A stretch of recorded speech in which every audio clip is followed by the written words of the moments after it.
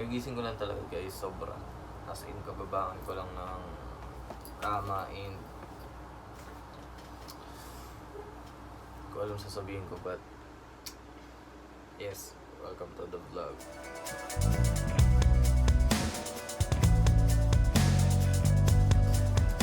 Ang tagal-tagal ako hindi nag-vlog, but siguro this 2022 punuin ko na yung YouTube channel ko ulit ng vlog kasi sayang naman yung memories, diba? Siguro naman is 22.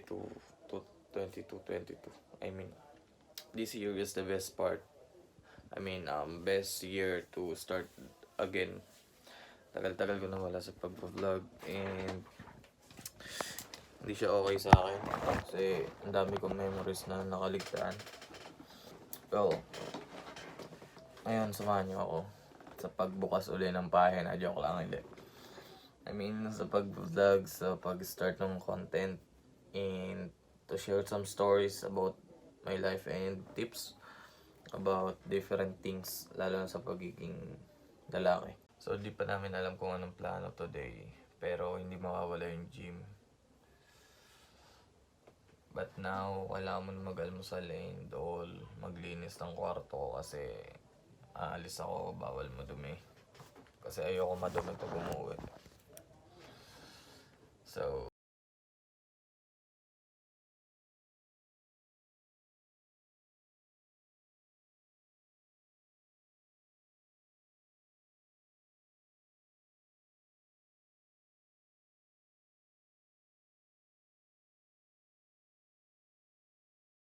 pagiging payat and gusto ma-achieve yung katawan nila.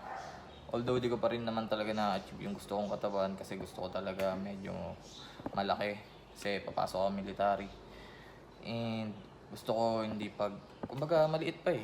Hindi pa talaga ako totally bulk na kaya bulking ako ngayon. So, anyways, pag-usapan na natin yung number 1 tip. Number 1 tip is mag-inquire ka na sa mga gym or pumasok ka na talaga sa gym. Mag-invest ka ng time mo sa pag-gym, workout. Kung wala man kayong pang perang pan-gym, mag-home workout kayo. Nahingal pa ako. Yun, pasok kayo sa gym and mag-inquire kayo o mag-seryoso kayo sa gym. Kasi yung pag-gym is sobrang laking tulong nun sa pag-gain ng weight. Actually, yun yung pinaka naging way ko para mag-gain ng weight. And may improvement naman and makikita mo yung mismong result kapag tuloy-tuloy ka. Huwag kayo papasok ng gym kung hindi nyo rin siseryosohin and alam nyo yun, hindi kayo consistent. Ganun. Wag na wag. Kasi sayang lang yung pinambayad nyo sa gym kung di rin kayo magtutuloy-tuloy. Okay? Once na pumasok kayo, seryosohin nyo. And of course, wag na wag kayong, alam nyo, inconsistent. Wag na wag ganun. Like for example, first month, seryoso ka. Then this coming month, wala na, mawawala ka. Wag ganun. Pimples pa ako. But anyways, yun. Seryosohin nyo yung pag-gym. And magpa-coach kayo kung di pa kayo marunong. Tsaka wag kayong buhat lang ng buhat. Pag-aralan nyo kung ano yung para sa inyo, yung program nyo, magkaroon kayo ng sarili nyong program and maglaan kayo ng oras para sa diet nyo. Yun na yung number 2. So dito na papasok yung number 2. Yung number 2 is diet. Kung hard gainer ka or pinag-uusapan kasi natin kung paano nga ba ako nag-gain ng weight. So dapat yung gagawin mo is bulking kung gusto mo mag-gain ng weight. May tinatawag kasi tayong dirty bulking and lean bulking ba yun? Basta ganun. Yung dirty bulking is kain ka lang ng kain kahit anong gusto mo. Kahit, ang tawag dito, mga junk food. Basta kain ka lang ng kain, ganun. Pero yung lean bulk kasi more on clean food. Like, mga vegetables. Basta yung mga alam mong hindi junk food. Nakasanayan ko kasi is clean bulk or yung plain food lagi kinakain ko. Ginagawa ko dati is sobrang lakas ko kumain talaga ng egg, which is source of protein yun. Nakaka-anim ako, advisable pa nga nila is 10. Pero ang ginagawa ko lang is 3 sa umaga tapos 3 bago matulog, ganun ginagawa ko. Or pre-workout ko tapos post-workout eggs. Basta more on protein, kumain ka, yun yung diet mo dapat. Tapos lahat ng kinakain mo is maraming calories. Diet talaga, kahit buhat ka ng buhat, kung hindi ka malakas kumain, hindi ka mag-gain ng weight. Mas lalo pang liliit yung katawan mo or titigas lang. Kaya dapat kung gusto mo magpalaki ng katawan or something na gusto mo mag-gain ng weight is sobrang lakas mo dapat kumain.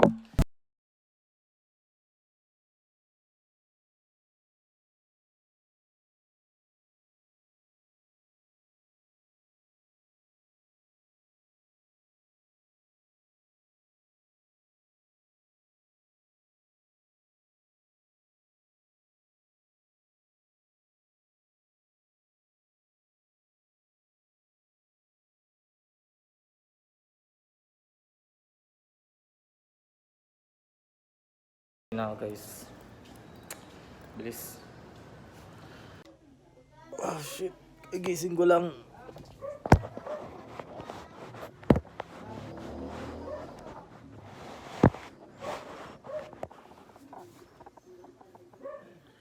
So, tapos na tayo sa number 2. Number 3 naman, I mean, isa sa mga part para mag-gain ka ng weight is, gising ko lang guys.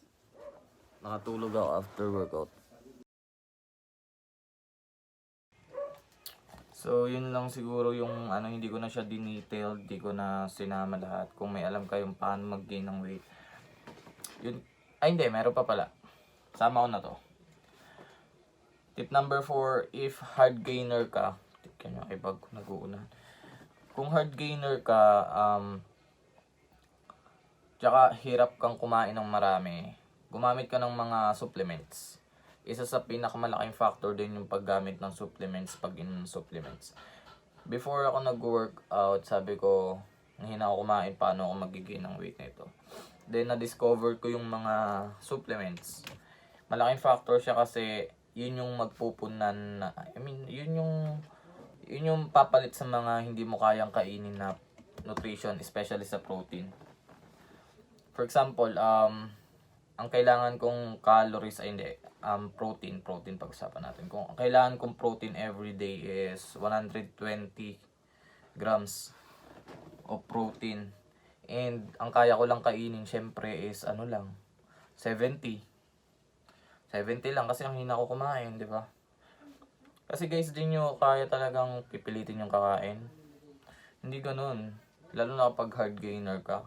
Minsan naman, kain ka ng kain, hindi naman talaga lumalaki. May mga factor na iba-iba. So, balik tayo.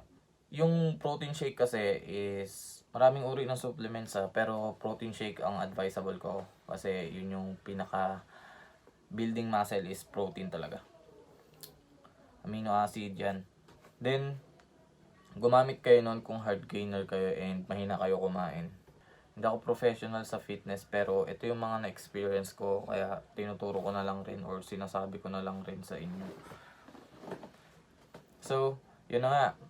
Kunyari 70 grams lang ang kaya kong kainin sa protein and then kailangan ko pa ng 50 para kumbaga yun yung maintaining protein na kailangan ko. Maintain ko dapat yun para bulking ang tawag doon. Mini-maintain kong protein sa katawan ko dapat everyday meron akong 120 grams na protein. So, hindi ko siya kayang kainin, hindi ko kaya intake yung ganun sa pagkain Ngayon gagamit ka ng mga supplements ngayon like protein shake. So, yung protein shake kaya nun magbigay ng, alam ko, ang natry ko pa lang is 50 grams ng protein. 2 inom yon. Sa akin ginagawa ko post tsaka pre-workout, bago mag-workout tsaka pagkatapos mag-workout. So 25 grams. Maganda yun guys kasi mas madali mo siyang may intake kasi tubig na. Liquid na siya. Unlike kapag kakainin mo pa, ngumunguyain mo pa ganun. So yun yung tulong ng protein shake. Yun lang guys. Nag-vlog lang ako ngayon para alam mo yun, makapag-start tayo ng video natin.